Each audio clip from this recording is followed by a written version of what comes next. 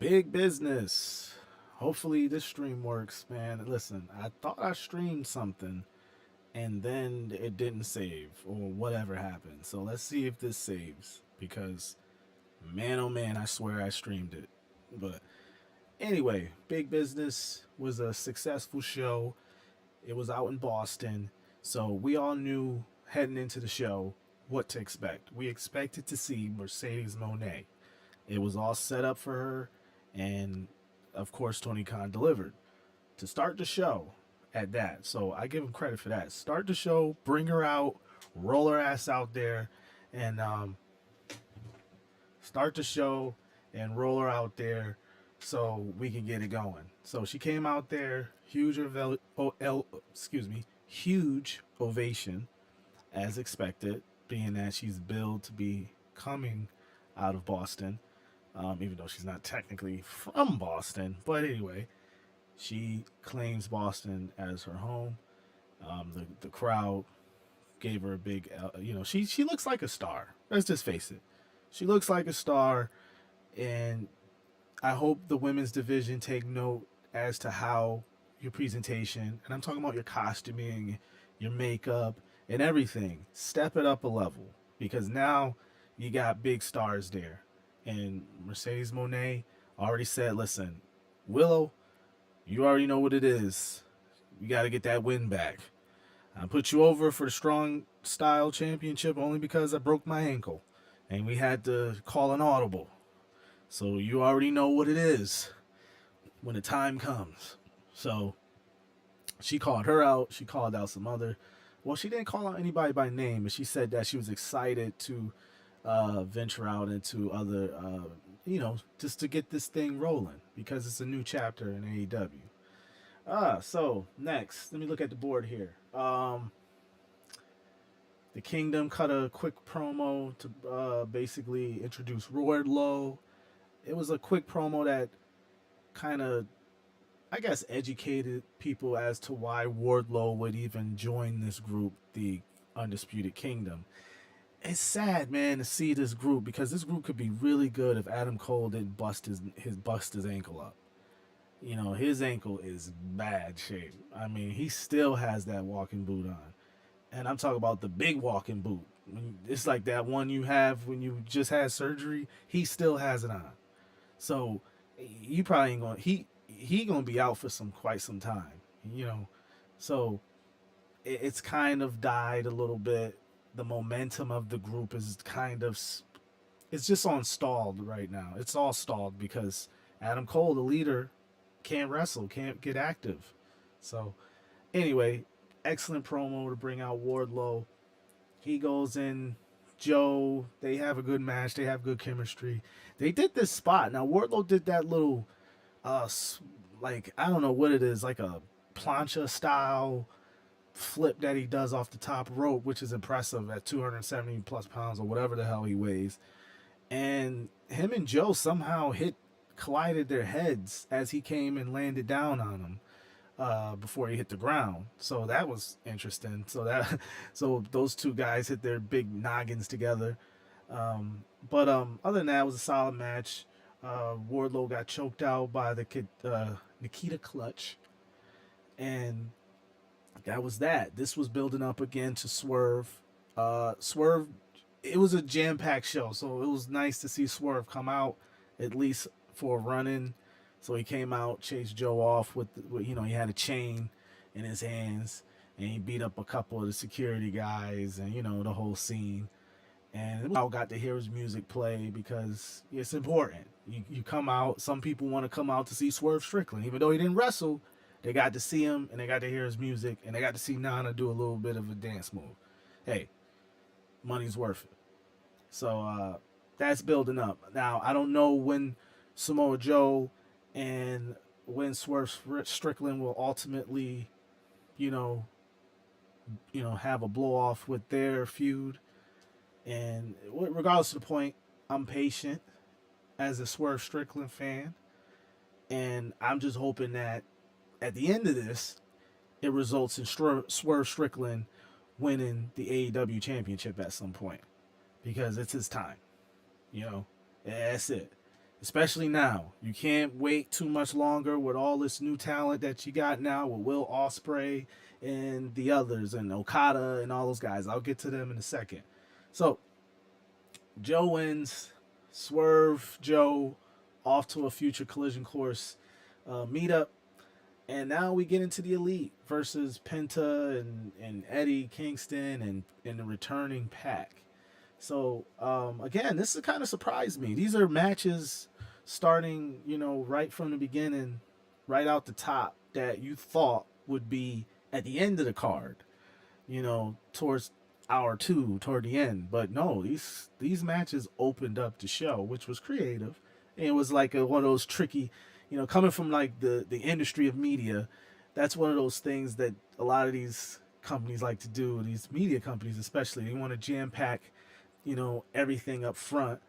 It's an old WWE trick, matter of fact. They'll jam up everybody in hour one, hour two to get that ratings pop, and then the less important hour, and in AEW's case is kind of the second hour.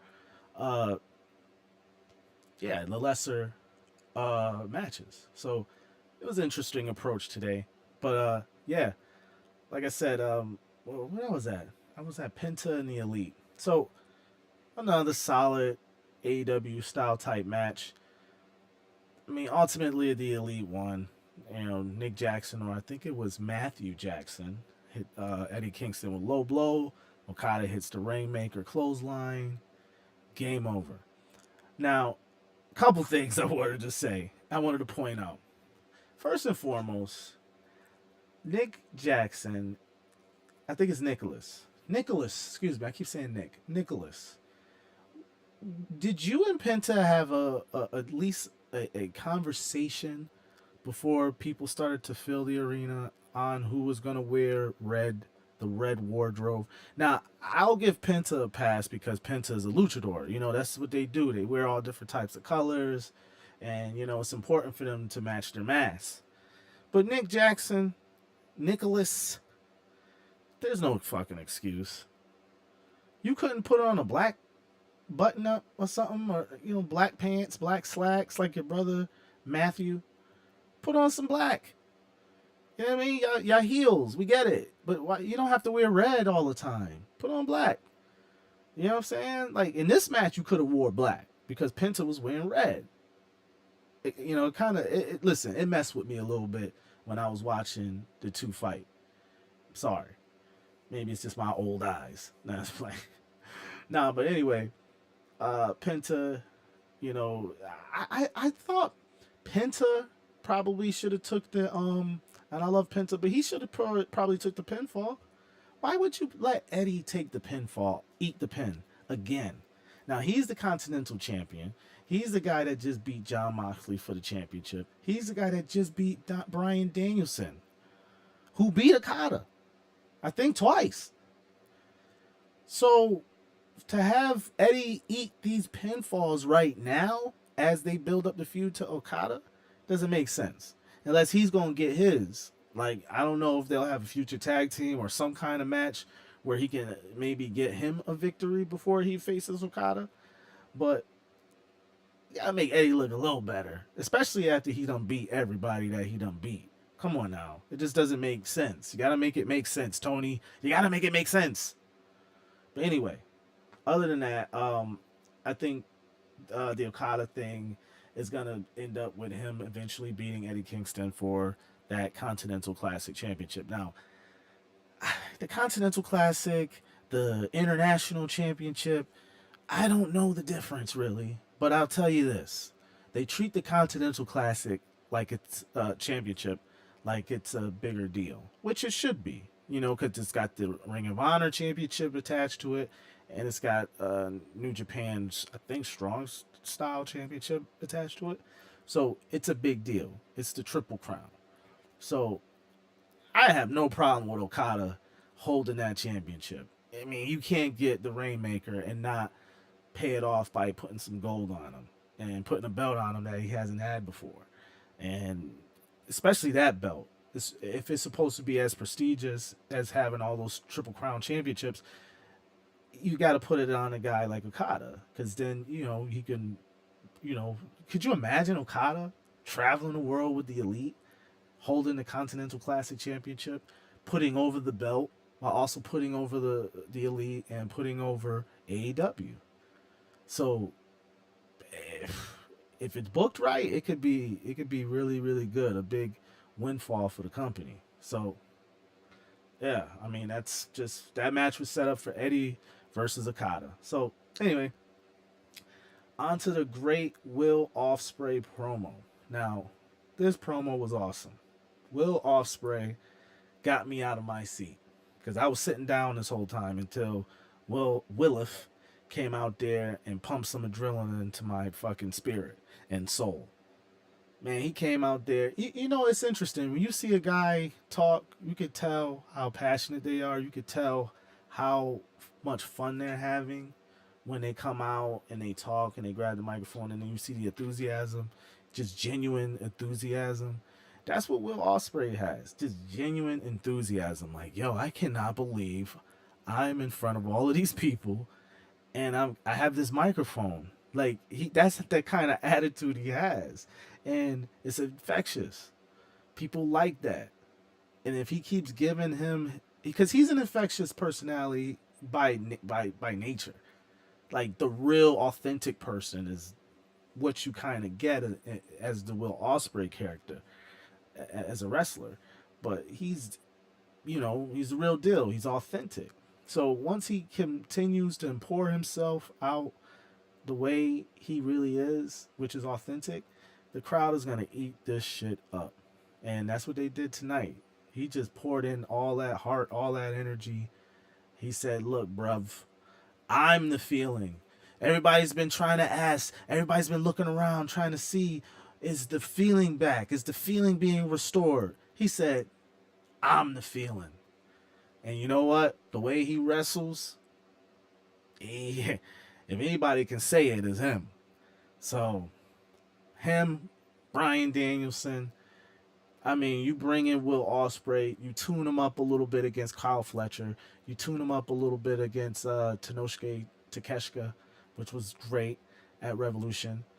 These were great matches that is just right up Will Ospreay's alley as far as his style and his comfortability.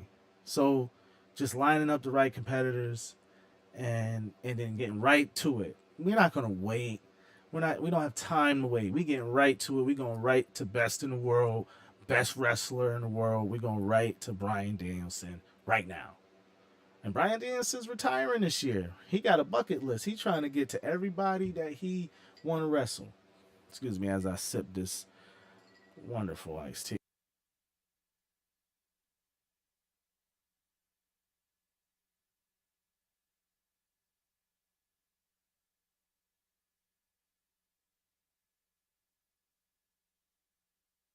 Gotta love live.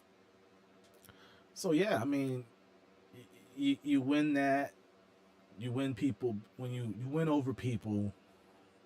Talk about Will Ospreay. You win over people when you show your authenticity, and he's not gonna have any issue with that. Like people are just gonna love him regardless because a he is a one in a lifetime kind of wrestler. I mean, he's to me, I see a lot of. He just reminds me of Dynamite Kid, like just like just he's explosive as hell. Everything he does is explosive. So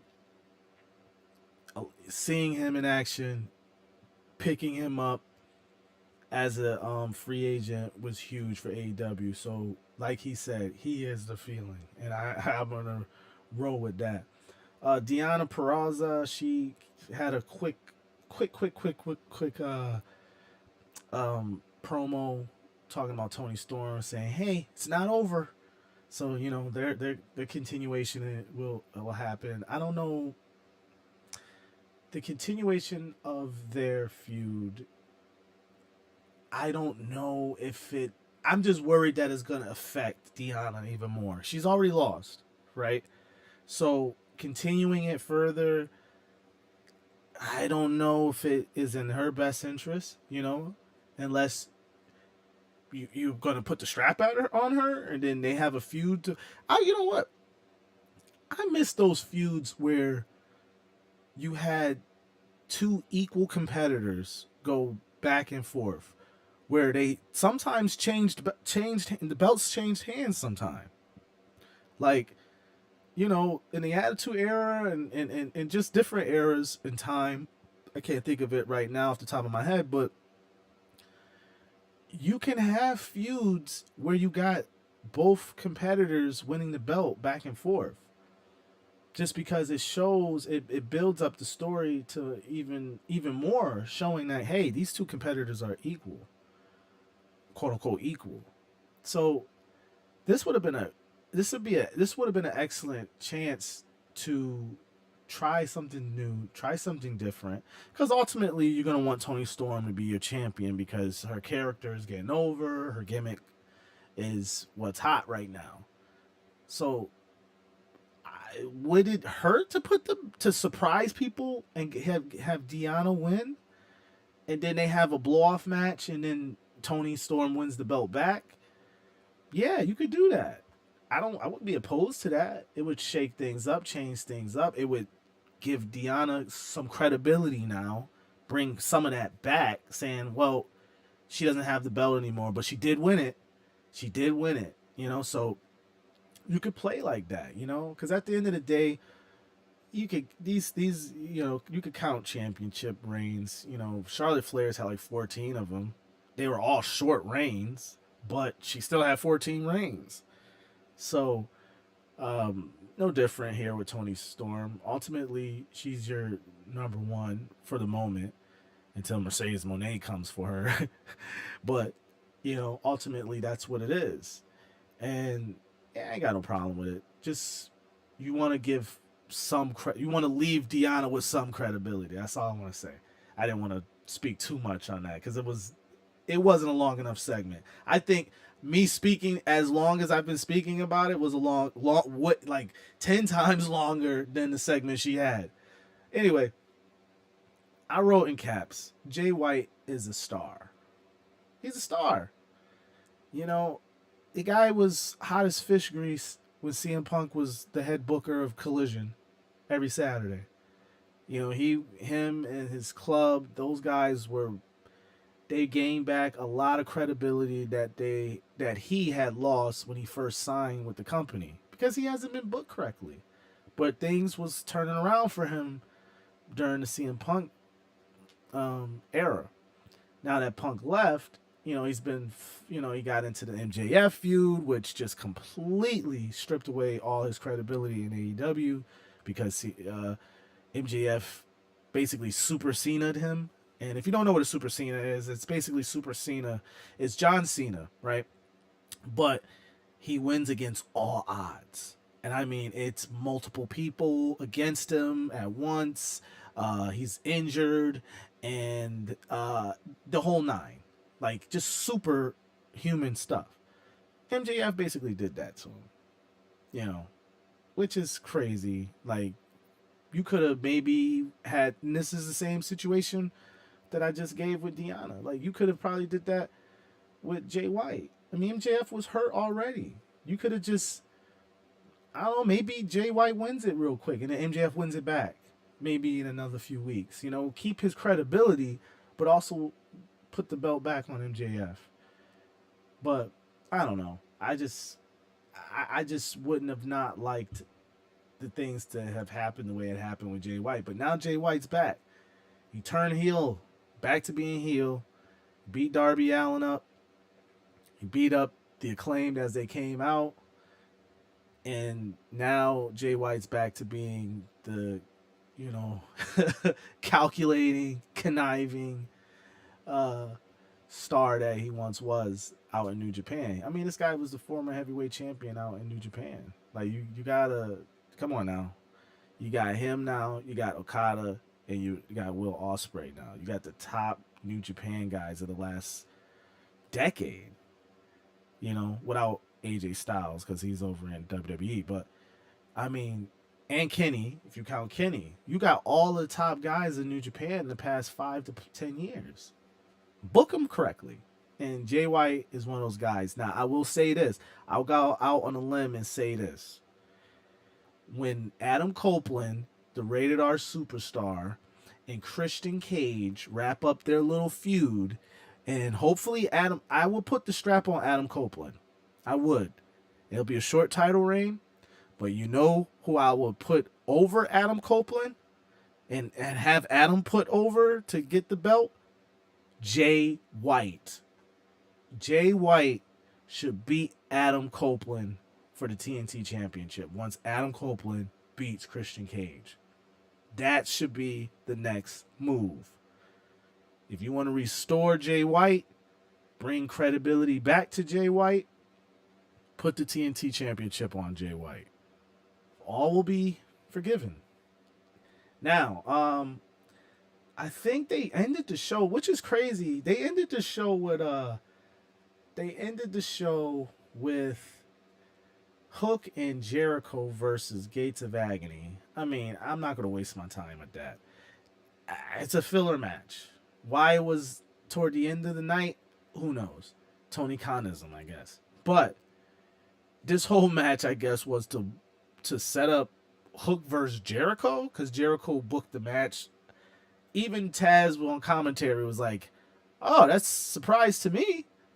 Because he probably was genuinely surprised. Like, oh, I didn't know Jericho was going to face my son. All right. So, Jericho basically booked himself against Hook next week. This is the thing. I love Jericho. I really do. He's one of my all-time favorites. But he has gotten himself into this vortex of suck where everyone he touches doesn't really gain anything. And this is now Hook's life. He's a part of this thing. Because regardless of what happens next week, even if Hook wins, which I probably think he should win and will win, what will it do for him? Nothing. Not a damn thing. What will it do for Jericho? Nothing. So, again, filler. I just wish Jericho would just be doing something more important. I think Jericho is at the point now where he needs to step away for a little bit. Just sit down, man. It's okay. We as an AEW fan who was there from the beginning, listen, I appreciate the hell out of what he did for AEW and what he's still doing. But I think he's not properly utilized now. Like, look at Christian. You don't see Christian all the time. You don't see him wrestle all the time. Every time you see Christian, it's for a reason. It's for a significant reason. It's for something that's going to move a storyline further or whatnot.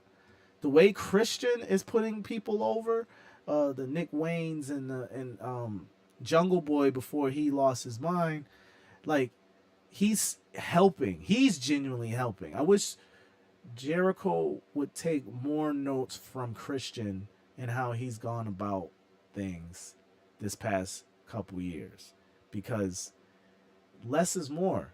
You don't have to be seen or heard from all the time, Chris. Come on, man. Like, I just wish Jericho would just take more time away. That's all. Okay, so the end of the night was, I guess, Willow Nightingale versus Riho.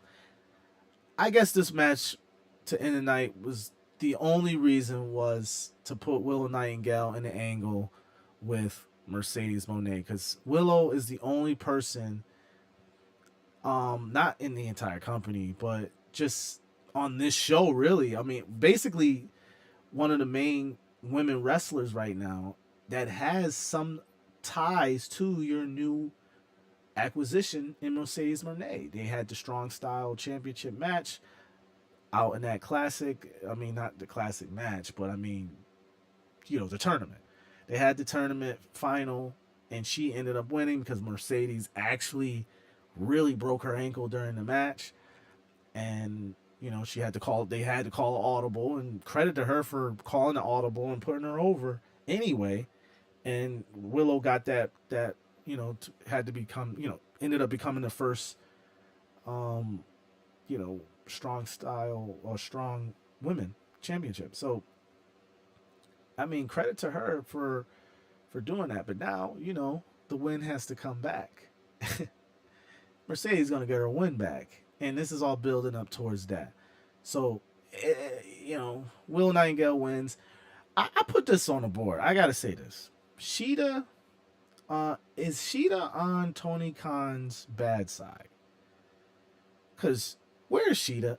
Now I don't know. She could be hurt. I don't think she's hurt. But why is Riho so much more liked than Sheeta? Because clearly that's the case. Because the way Riho is booked, Sheeta isn't booked that way. I don't get it. The people, the brass, the people in charge over at AEW really, really like Riho for some reason. I don't get it. It's not for me. But I sure as hell would rather see Sheeta in this spot or in a lot of Riho spots.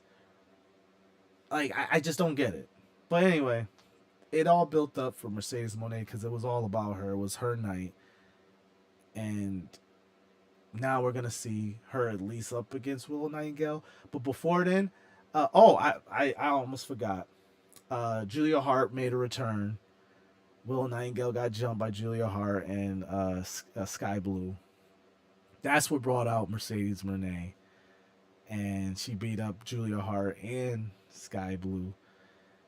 And, they kind of ended the night that way. And went overtime, too. Tony Khan paid to go overtime. I think they were 10 minutes, past 10 tonight. So that's crazy. So, big business happened tonight. So I hope this leads into something going forward. I will say this. The feeling seems to have been restored. You got a lot of top guys at AEW right now. It is no shortage in talent right now. Now it's a matter of how do we book this talent? Because having a bunch of toys is one thing. Knowing what to do with them is a whole nother thing. So hopefully Tony Khan continues to ride this wave because it's been good so far. It's a lot of good things to come.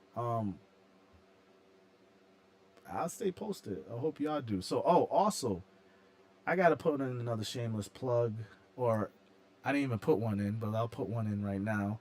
You got to, if you want to support the site, support the channel, just hit up the link to subscribe, please. Just subscribe. Just do it. If you've lasted this long, do yourself a favor and subscribe. Because, I would hate to not get anything from this. Secondly, hit up the Trendaholic.co. That's the Trendaholic.co. That's the Trendaholic company. That's where I keep a lot of the stuff you see on the shelf. So if you want to see what's on the shelf, and if anything on the shelf may intrigue you, then holla at me and hit up the site at the Trendaholic.co, man. It'll be greatly appreciated. Other than that, I'll holla at y'all another time, another stream. Hopefully this stream works. And, until next time.